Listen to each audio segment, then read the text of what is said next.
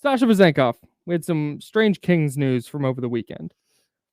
So the moral of the story, the punchline here is that Sasha Vezenkov's time with the Kings appears to be over.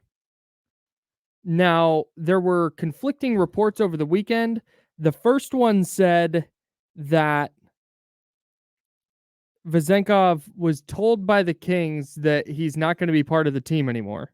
Yes. But then the second report said Vezenkov told the Kings that he's not going to be part of the team anymore. Yeah. Okay. Kind of an odd juxtaposition of things because those two things are very, very different. No, they are very, very different. So again, we have Matteo Andriani. I do my best to try to vet these guys. They're reporters in Europe, and he says, hey, he's been informed by the Kings that he's not part of the plans next season. His priority is to stay in the NBA. Kings will try to trade him. Sure. And that came in at like 4:03 in the morning, right? And then at 5:18, we get sort of a rebuttal from Mihalis Stefano, which from like some people on Twitter have told me that he's closer to Sasha. Anyway, he's informed Sacramento Kings that he doesn't intend to return for a second year of his contract, and that's open whether he'll continue his career or he'll decide to return to Europe. Like, both of these are slightly weird because you can't just say, hey, I'm not returning. And, in European basketball, maybe they have this ability where you can just go somewhere else. I certainly know in soccer, you can't inform your club that you don't want to be there anymore. Sure. And they can try to find someone who takes on your salary and then work out some sort of transfer fee. But in the NBA, it's a lot different. He has 1 year guaranteed this coming season at like 6.6 million, and then the next year is a team option at 7 million. He could walk away from that contract and just say, hey, just if you don't mind, I'd like you to void that contract. And the Kings could go, okay, we'll void your contract, but with a clause saying that you can't, go to some other team in the NBA. Sure. But that would mean he'd walk away from 6.6 million. And, back in Europe, he was making like $2 million a year. And that was after like multiple raises. And that was to keep him in from going to the NBA. Right. So that's a lot of money to walk away from. But hey, maybe that's what the plan is. So I don't know. It's conflicting and it's confusing. And I would just say, look, he didn't have a great rookie season. And I don't know how he fits going forward.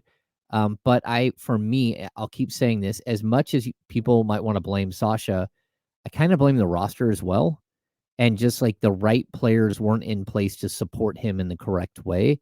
And I thought when he was on the court, he was better defensively than I thought he was going to be. I thought the shooting was as advertised. He just didn't get enough reps to actually get in a rhythm and sort of find himself. But overall, I thought, there was clear room for improvement in year two, and I was looking forward to seeing him after working with the NBA training staff for an entire offseason, what he looked like. And I think that they could have cleaned up some of like his sort of limitations issue if he was here in Sacramento working. So we'll have to wait and see, but I think it's very rare for a team to actually tell somebody like, hey, like we're going to trade you this summer, because that's the only time you do that is when you have a deal already worked out. Sure. So, and that's possible. It is. It's possible that the Kings have already worked out a trade and they're just not going to announce it until the night of the draft. We talk about like negotiating. You can't negotiate with free agents, your own free agents, until the day after the finals.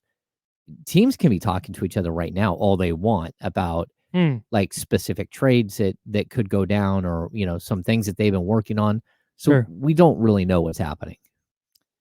Yeah, I guess it would make sense though if Sasha's like, yeah, hey, I'm not really sure what I'm doing here, and he talked to the Kings and said, hey, what's my role going forward? And the Kings said, nah, nothing right now. You don't really have one. And I think if you're Sasha, and you don't even have to ask, you can read the tea leaves. Yeah. and you can go, hey, if this team is going to get significantly better in their rotation, and they're going to add, let's say the Kings check all the boxes that we want to see them check this offseason. And let's say they add Brandon Ingram. And then let's say they add a rotation player, a top 8 rotation player. Sasha's not moving up No. in the rotation. That's a really, really steep hill to climb. And so he probably has another season where he's playing, what he played 42 games, 12 minutes a night. He's going to get a couple of shots. He's probably mostly going to be a white flag. Here, game's over. You go out there and mess around for a little bit. I think that was kind of his ceiling. And this is not a 20-year-old dude. He's 28.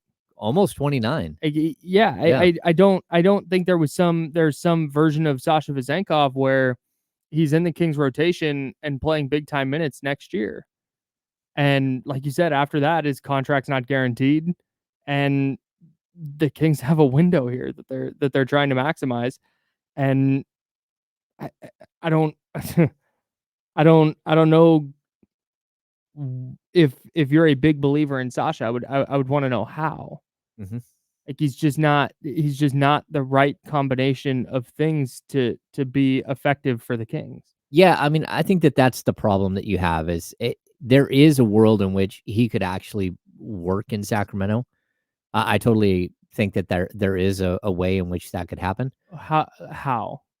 I think you would what does have that look to, like to you? You would have to have a super long and super athletic, like 3 and 5 to go with him, like off the bench. Sure.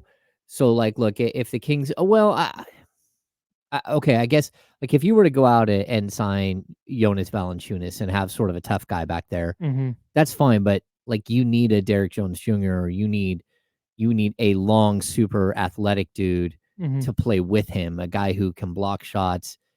I just think for some of the players on this team, it was almost unfair. Like the way the roster was built was not conducive to their play style. Or I think a better way to put it is the types of players they have don't complement each other correctly. And so it's really hard to blame a guy who, is again slow-footed, doesn't have great lateral quickness, but is a great shooter and an incredible off-the-ball mover. Like he's open high all the IQ time. player, for sure. Super high IQ. Yeah. But you have to pair that with players that can defend for him. That can help take away some of the pressure off of him. And the Kings don't have that style of team where he could fill in and even if they would have played him with a guy like Keegan Murray more, that might have helped. But like if we're sitting here like trying to scrape together minutes with like weird combinations of players, like that's not going to work. And like he to me, he's too similar to what Trey Lyles brings to the table. But I just think Trey Lyles is a better all around player. I agree. And that's kind of it. Like you have sort of redundancy there. And if you would have put Trey at the backup 5 for a bunch of minutes, that's one thing, but they didn't do that. And so it's tough because I don't think you can stop anybody if you have Trey Lyles and Sasha Vezenkov playing side by side. Yeah, it can't be your front court. No, it can't be your back court your front court off the bench. And he just doesn't do enough. He's not shooting on the move a lot. He's pretty much like spot up shooter only. At least that's the way the Kings used him. He's not like putting the ball on the deck and playmaking. It's just, he's going to cut back door and he's going to shoot it when he gets the ball in his hands in the corner or above the break or wherever. And it's not like he set the nets on fire. It's not like he's shooting 47% from 3. He's 37.5%. Yeah. He's a good shooter. He's not like, that's not to say there's not a role for him somewhere in the NBA. But I think his role is, hey, we need a little bit of shooting tonight. Let's get Sasha out there. I don't know that there's going to be much for him beyond that, especially because, like you said, he turns 29 in August. Yeah. He's going to be 29 for all of next season in his second year in the NBA. Like it's just kind of it is what he is. Yeah. Well, and I think unfortunately for him too, the 2 injuries, they didn't just set him back. Like when you're injured in the NBA, it can be a really, really lonely world. Oh, brutal. And when you're not from here and you're already lonely, and then you have that become an issue where you're not on the court with the fellas, Yeah. hanging out and doing, Yes. having practice and shoot around and all Yeah. that stuff. You're not able to do it.